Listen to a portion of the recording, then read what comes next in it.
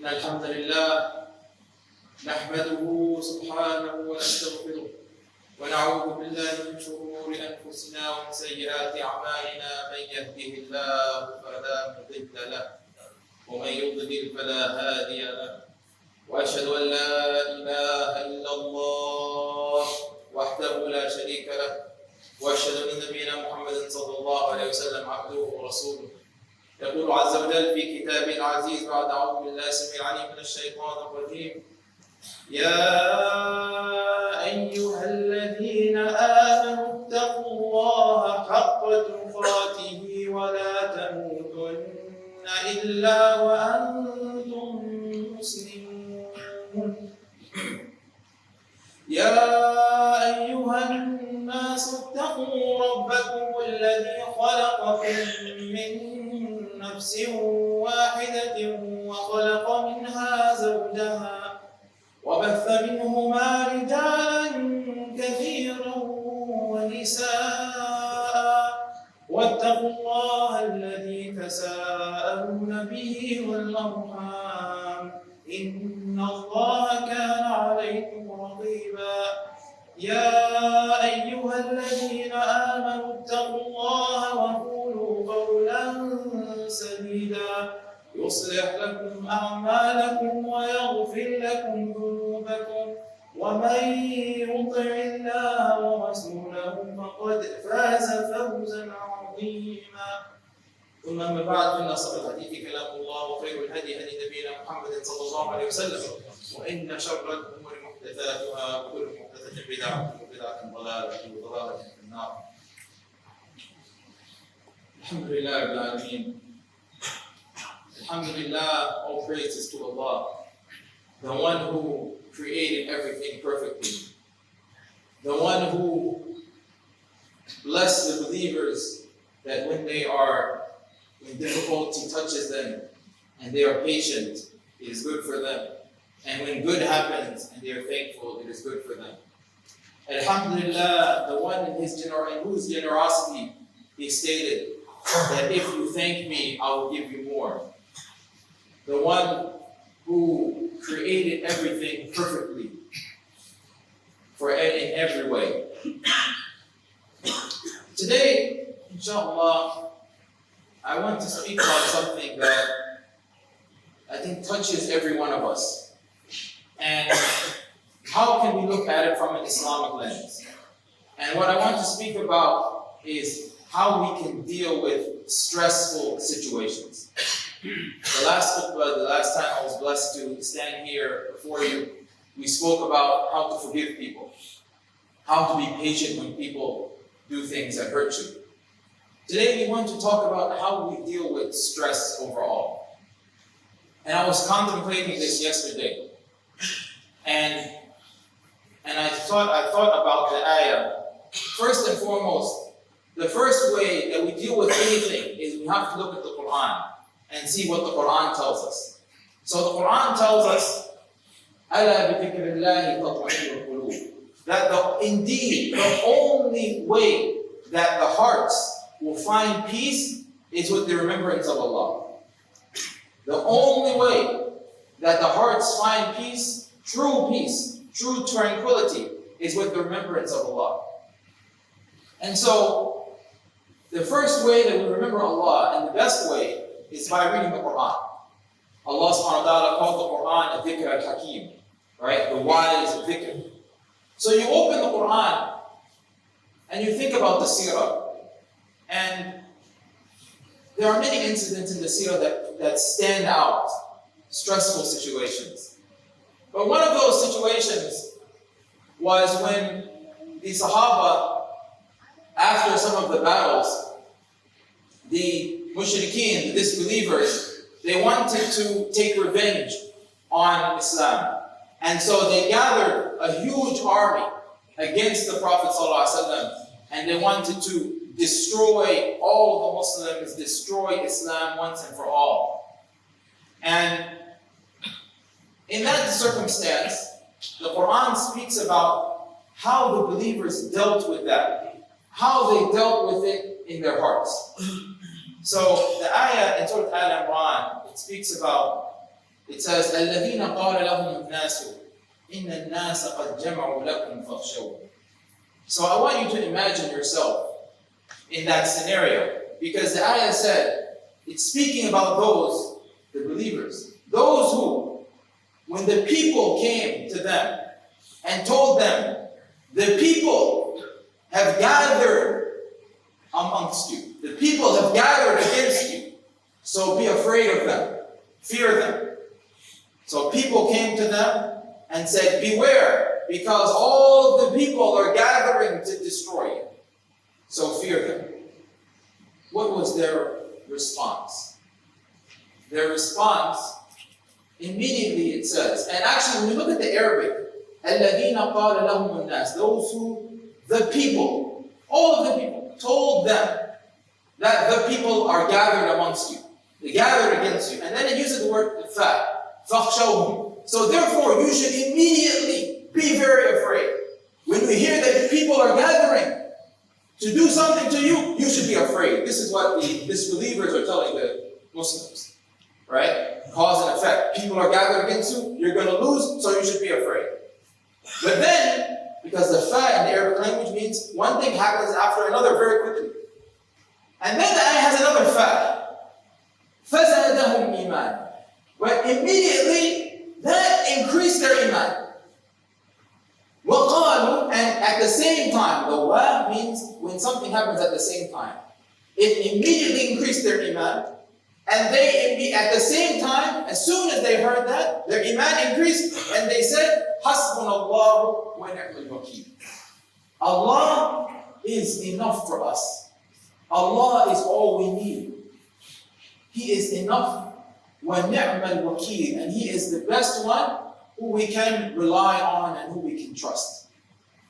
And then the ayah says, فَانْقَلَبُوا بِنِعْمَةٍ مِّنَ اللَّهِ وَفَضْلٍ لَمْ يَمْسَسْهُمْ سُوءٌ وَاتَّبَعُوا رِضْوَانَ اللَّهِ. That, and then what happened? فَانْقَلَبُوا, immediately their situation changed. فَانْقَلَبُوا بِنِعْمَةٍ مِّنَ اللَّهِ, by the blessing of Allah and His grace. فَانْقَلَبُوا بِنِعْمَةٍ مِّنَ اللَّهِ وَفَضْلٍ لَمْ يَمْسَسْهُمْ سُوءٌ. No harm touched them. Not even touched them. لَمْ يَمْسَسْهُمْ سُوءٌ وَاتَّبَعُوا رِضْوَانَ اللَّهِ. And in this whole circumstance, they were following that which pleased Allah. So, this is an interesting scenario for us to think about. Because how many of us, not all of us, people and nas, they tell us, be careful, if you do that, this and that is going to happen. Be careful, so-and-so is doing something. Be careful, so-and-so is planning something. And they expect that we're going to be afraid, because an-nas, the people, are plotting and planning.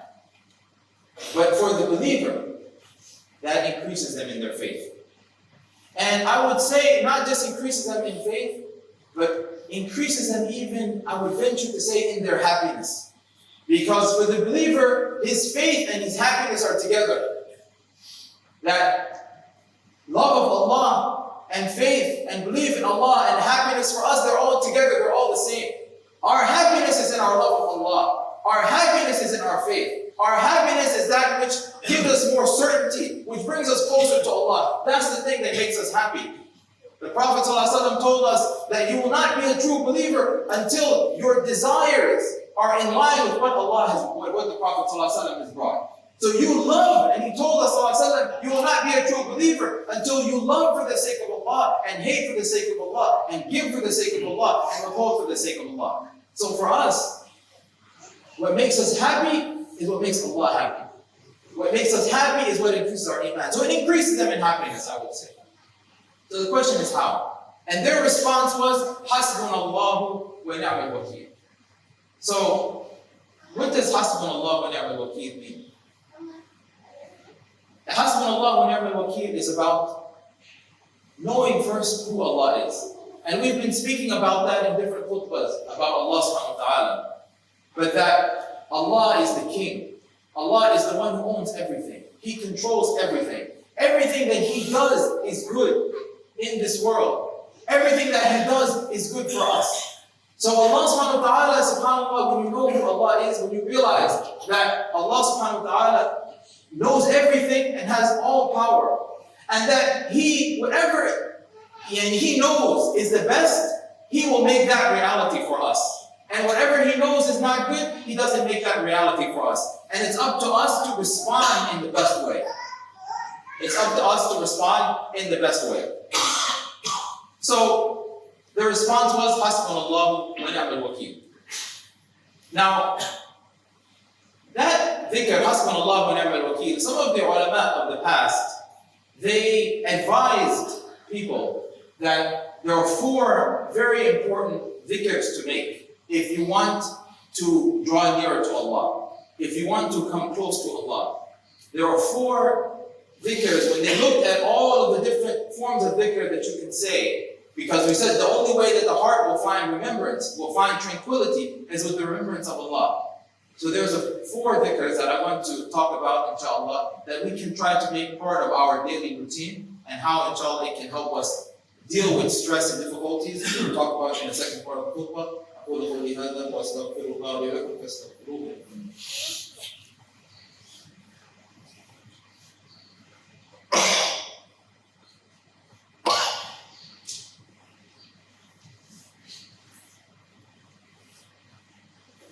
الحمد لله رب العالمين والصلاة والسلام على أشرف الأنبياء والمرسلين نبينا حبيبنا محمد وعلى آله وصحبه أجمعين. So we're talking about how can we deal with stress. And we said that the Sahaba, the Quran captures an incident where they should have been very, very stressed out.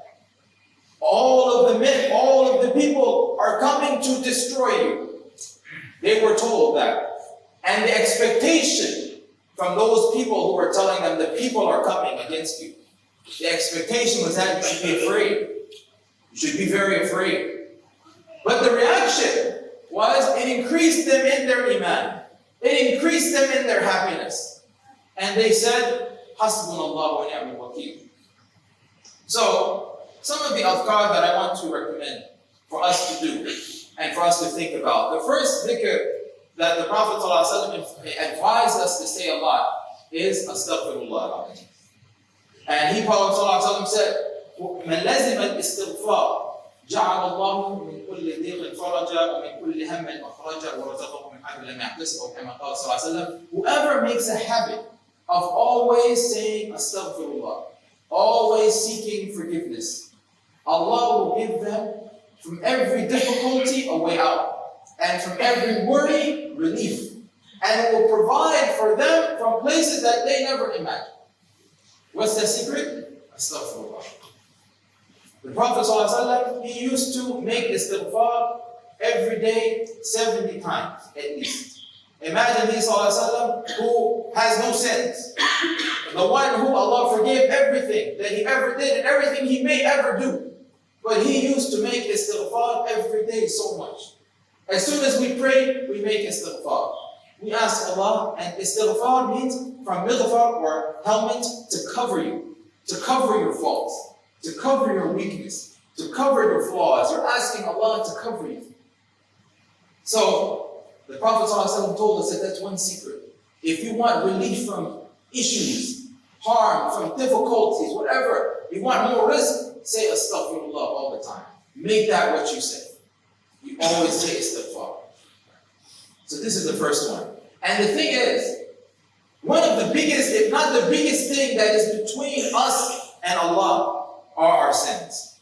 It's something that we need to get rid of. If we want to get closer to Allah, we need to get rid of these sins. So we make istighfar to get rid of those things. And then as soon as they're removed, we're probably going to make another sin.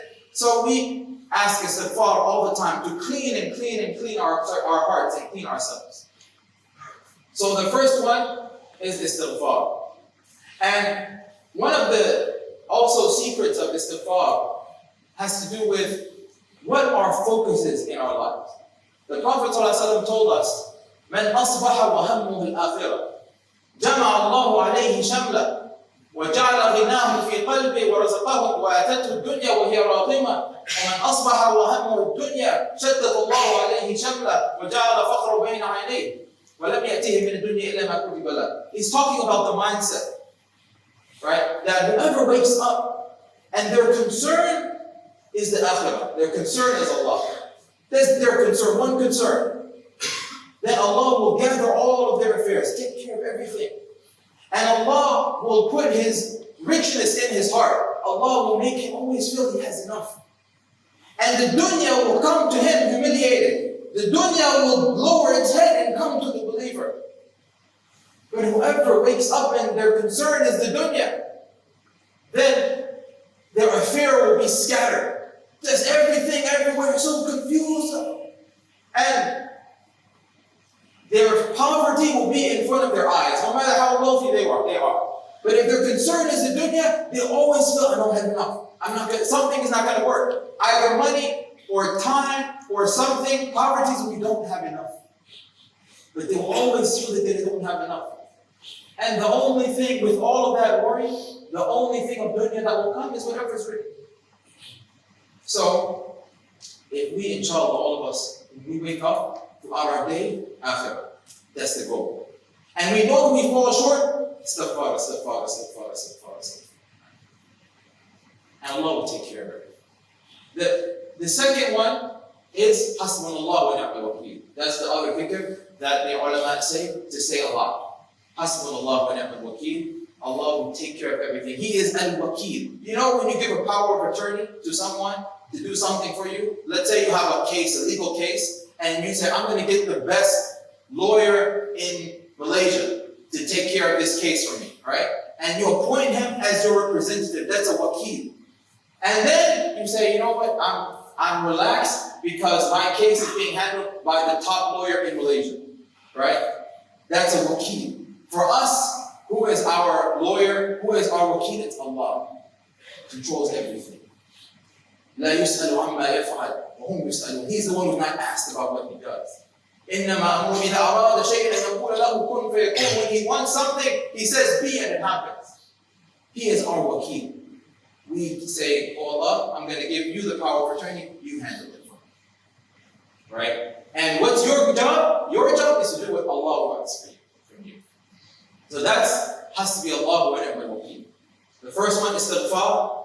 The second, hasbi Allah wa ni'mal wakeel. The third is la ilaha illallah. The Prophet ﷺ told us that the greatest dhikr that you can say, the greatest dhikr that anyone has ever said, is La ilaha illallah. And it's narrated that Musa alayhi salam used to talk to Allah. So Musa alayhi salam said, tell me something, oh Allah, I want something special that I can remember you by. And it is narrated that he was told, oh Musa, say La ilaha illallah. And he said, but everybody says that. And he says, oh Musa, if La ilaha illallah is put on one side of the scale, and the heavens and the earth on the other side, La ilaha illallah is second. What's La ilaha illallah mean? That there's no one you worship except for Allah. There's no one who has power except for Allah. There is no one you ask except for Allah. There is no one who has control except for Allah. There is no one who can provide for you except for Allah. You can take all of the names of Allah and you can put it in that formula. Allah is the provider. No, there is no provider except for Allah. La raziqa illallah. La khaliqa illallah. La kafi illallah. La mu'min illallah. If you feel you need security, one of the names of Allah is the one who provides security. La mu'min illallah. There is no one who provides security except for Allah. La mahbuba illallah. And for us, we should have no one that the object of our love should only be Allah. La maqsuda illallah. The object of our focus and our seeking should be Allah. We don't seek anyone but Allah. We don't love anyone but Allah. We don't rely on anyone but Allah. So La ilaha illallah is huge when you think about who Allah is. So La ilaha illallah is the third. And then finally, astaghfirullah is to purify and to clean. And hasbi Allah wa ni'mal wakeel is to connect you to Allah. And La ilaha illallah is for us to know who Allah really is. And then finally, salah on the Prophet sallallahu alayhi wa sallam. When the person asked one of the Sahaba, he said, Ya Rasulullah, how much salah should I make on you? Should I make, 1/3 of my extra du'as, make it salawat? And the Prophet said, that's good, but if you do more, it's better. He said, okay, half. He said, that's good, but if you do more, it's better. That's it. He said, I believe he said 2/3, I'm not sure. But he said, if you do more, it's better. He said, okay, I'll make all of my time focused on salawat on you. And the Prophet ﷺ said, in that case, all of your worries will be removed. All of your affairs will be taken care of. Because you are making salawat on the one who Allah loves the most. Right? So, it's I mean, lillahi mathalul a'la. It's like someone loves someone, very much, and then you get a gift for the one who he loves. How much is it, how that effect, the effect that has. So, making salah on the Prophet sallallahu alaihi wasallam, making salah on the Prophet sallallahu alaihi wasallam, and that reminds us about the importance of following the sunnah. And the sunnah, one of the scholars said something very profound that really benefited. The sunnah is not just, the extra prayers, yes, all of those things that we know as the sunnah, the extra things.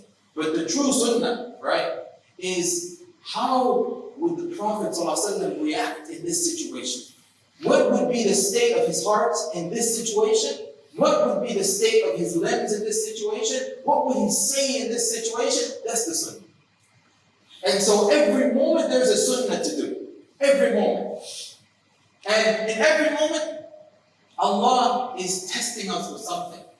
And there is an ideal way to respond. And that is called the sunnah.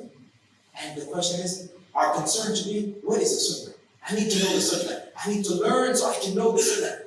What should be the state of my heart in the face of this issue? What should I say? What should I do? And that's what we have to go to. So when you say on the salawat of the Prophet ﷺ, it's reminding you that that's your roadmap. Your roadmap is the sunnah. And if we have all of those things, and if we make a practice of always remembering Allah subhanahu wa ta'ala, making istighfar, hasbi Allah wa ni'mal wakeel, la ilaha illallah, Allahumma salli ala Sayyidina Muhammad wa ala Sayyidina Muhammad, and we do that, ala bi dhikrillahi tatma'innul qulub, the hearts will find peace and tranquility. Your heart you will experience Jannah here before you experience Jannah there. There is a Jannah here. As Ibn Taymiyyah said, there's a Jannah here. Whoever doesn't enter it will not enter the Jannah over there. He said the Jannah here is the remembrance of Allah, and the dhikr of Allah, and the love of Allah. Everything that happens will be a way for Allah to make you closer to Him, if you look at it in the right way. So may Allah subhanahu wa ta'ala give us tawfiq. May Allah subhanahu wa ta'ala forgive our sins. May Allah subhanahu wa ta'ala make us a dhikr.